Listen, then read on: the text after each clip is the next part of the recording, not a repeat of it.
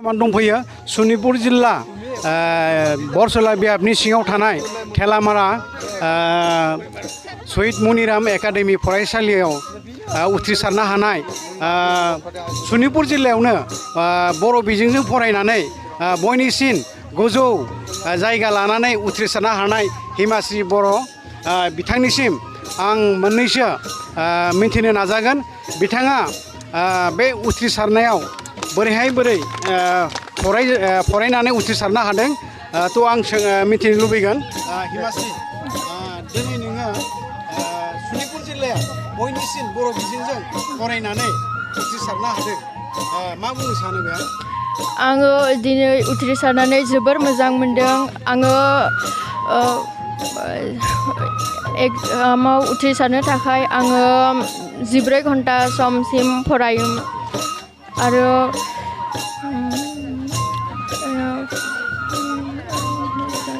मा बुंनो मोजां नोंजे दाहाय पास खालामबाय इयुनाव मा सानदों आङो इयुनाव साइन्स आयदायाव मुं थिसननानै साख्रि मावगोन होनना सानदों आङो मा साख्रि मावगोन आङो देनां IAS अफिसार जानायनि सिमां नुदों आरो नंगौ बिथाङा थांखि लादों जे इयुनाव IAS फरायनानै गिदिर साख्रि मावनानै बर'नि गेजेराव खामानि मावफुंनो सानदों थ' आं जोंनि फोरोंगुरु गोरायु मनिराम शहीद मनिराम फरायसालिनि गोरायु बिथांनिफ्राय मिथिनो नाजागोन सार मा बुंनो सानो दिनै सनितपुर जिल्लायाव खुलुमबाय आङो गोजोननायबो मोनदों हिमाश्री बर'आ देग्लाय जोंनि फरायसालिनिफ्राय सेथि खलाव गाखोनानै जि गासै बिथाङा डिसिसन लानो हाबाय आरो सनितपुर जिल्लायाव आं खोनानाय मथे बिथांनि रिजाल्टआ मोजां जादों आरो जोंबो जेसेबां नाजादों फरायसालियाव जों जोबोद खस्थ' खालामदों बिबो खस्थ' खालामदों आरो रिजाल्टआ देग्लाय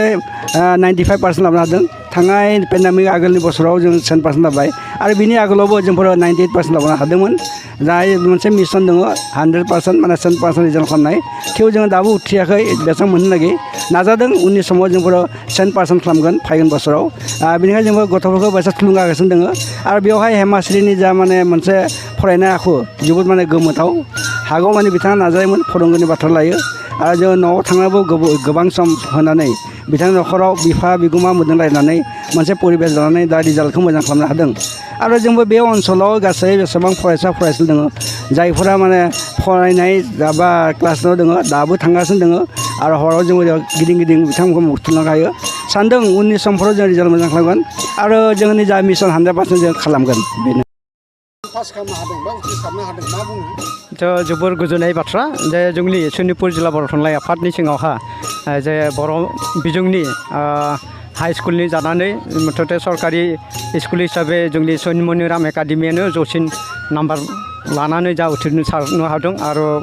फरायसालियाबो 95.23% माने माबा उथ्रिसारनो हादों आरो जा हिमाश्री बर' बिथाङा गासै मोनबा आयदायावहा माने साबजेक्टआवहा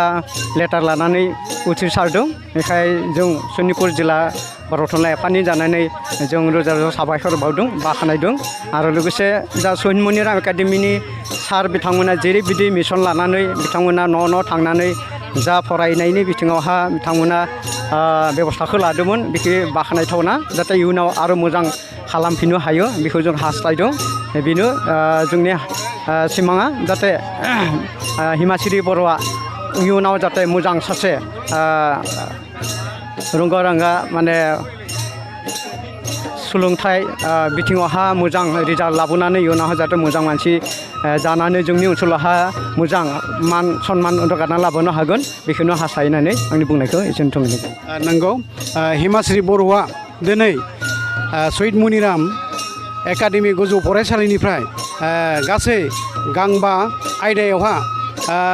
लेटार लाखिनो हादों